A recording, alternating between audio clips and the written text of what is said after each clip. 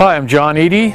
I'm a virtual tour photographer with Obio, getting ready to shoot a virtual tour here in Willow Springs, west of Denver in Morrison.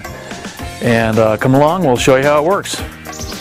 Well, I'm a Nikon guy, been a Nikon guy since a long time ago. I shoot Nikon glass.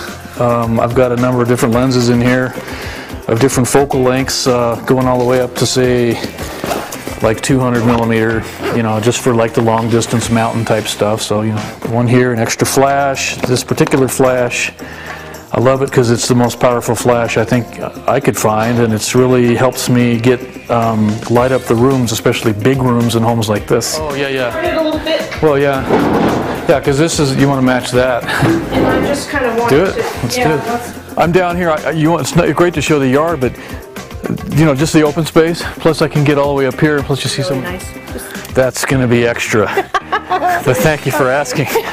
Now down here, if you get a still. Well, what's good for me is to know how, if I need to tweak a room, how Jon looks at the room, what angle he's going to take it at. For example, do I move the throw on the bed? Do I take it off? Do I leave it on? Right. Because once these things are taken, it is what it is. So I want to do everything I can up front to make sure that everything looks as perfect as possible.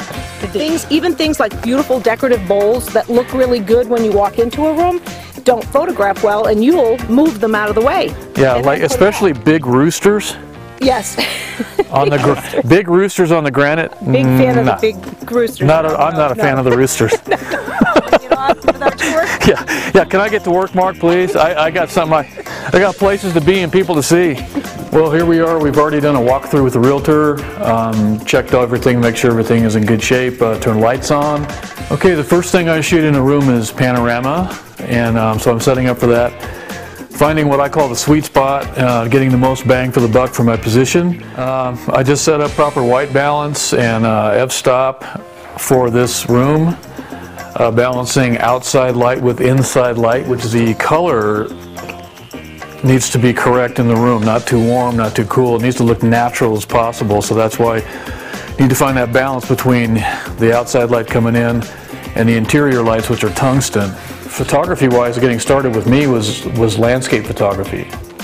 You know, Ansel Adams, I had my own black and white darkroom, all these things. But whenever we do the higher-end homes, I allow a little extra time because it always takes more time to get quality photography because there's just so much to take pictures of and so much feature-wise. And I take that extra time to get it done right and done well. And everybody wins because of that, so. That's my philosophy, that's my story, and I'm sticking to it.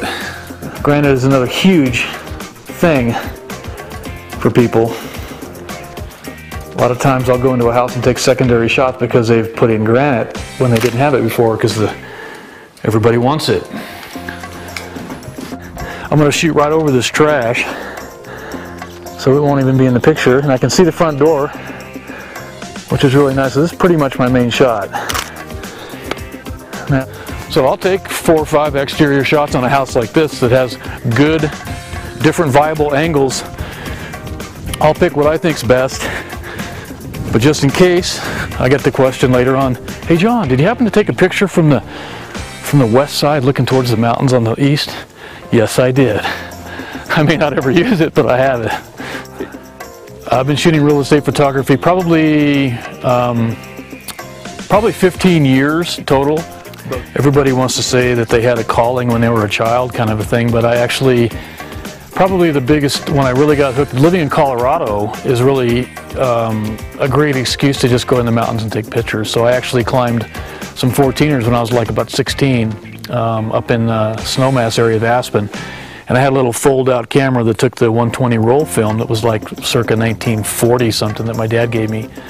So that was really truly, you fold it out and it had the bellows and the whole deal. You take the picture and it was color, and pictures from 14,000 feet, pretty cool. So that got me kind of jazzed. It's kind of funny. I used to work at a camera store, Waxman's Camera and Video, and somebody asked me, hey, you want to take some pictures on the weekend, make a little extra money? And it happened to be the MLS pictures, which we used to call drive-by shootings. So you'd take a picture of the outside of the house and that was it. So one thing led to another, and virtual tours started happening, and people started getting better internet connections and on, and it just kind of morphed into what I am doing now, and it's there's a creative side of me, and I don't paint, I don't draw. I mean, I can draw a stick man, okay, but photography is a little different, you know, so it kind of gets in your DNA. I say that a lot, but it gets in your DNA. Well, thanks again. I hope I get to see you on a photography shoot soon. See ya.